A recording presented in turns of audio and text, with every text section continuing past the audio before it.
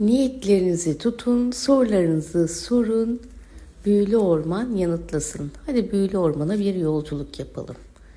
Birinci kartımız, ikinci kartımız. Aklına takılan soruya cevap bulacaksın. Yolunu aydınlatacak gelişmeler kapında. Geçmişi çok fazla düşünme. Sana acı veren hatıralardan uzaklaş.